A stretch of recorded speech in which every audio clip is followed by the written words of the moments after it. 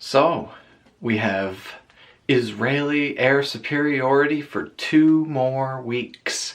Announced today, the Russians are going to send in S-300 missile defense rockets into Syria to help prevent another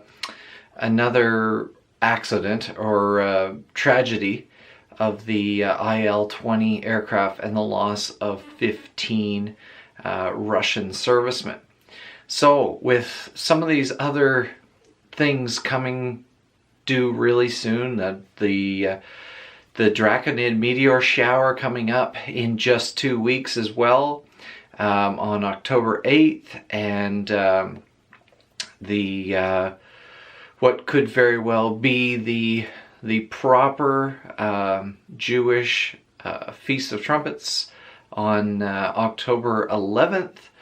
I'm not saying that it's going to happen, but it is pretty interesting to see all of these things coming to pass.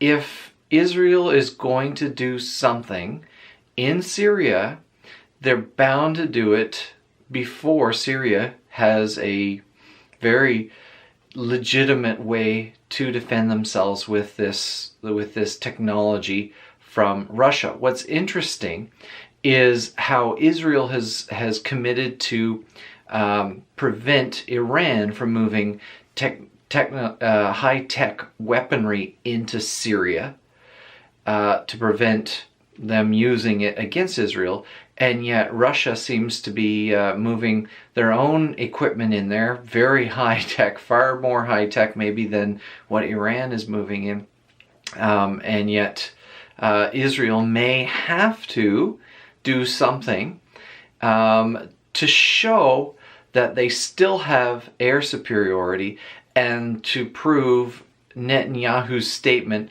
about weapons, some known and some unknown as well. So things are heating up in the Middle East even further still. Tensions are high.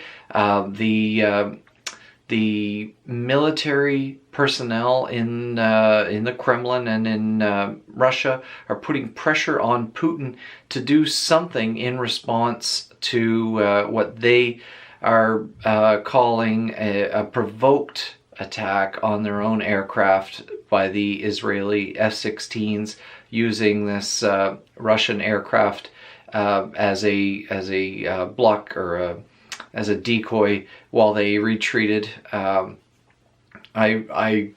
have no opinion on the matter, but I would presume if they saw an opportunity like this with their surveillance radar, with coordinating it with the attack in Latika, with the French frigate, and I believe the Americans fired some cruise missiles as well.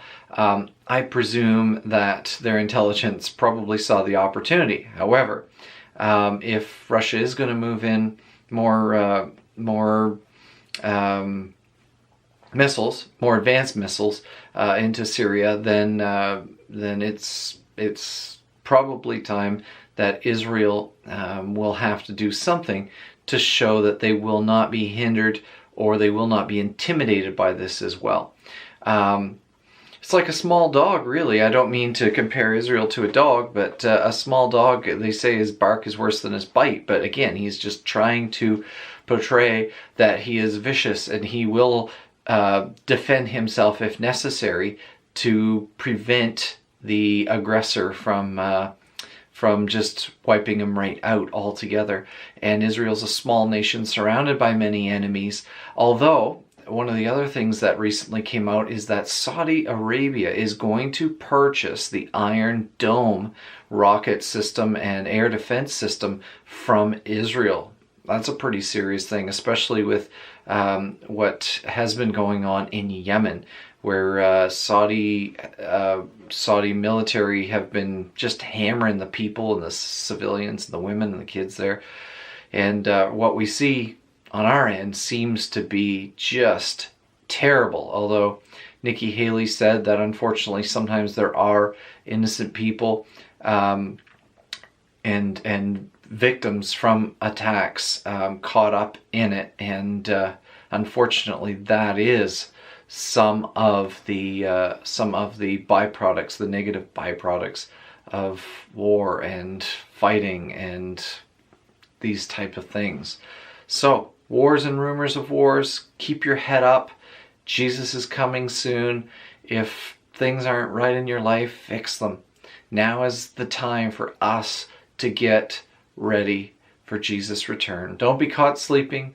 Be counted. Get yourself ready and be counted worthy of His calling and of the high calling that God has for you. Thanks for watching.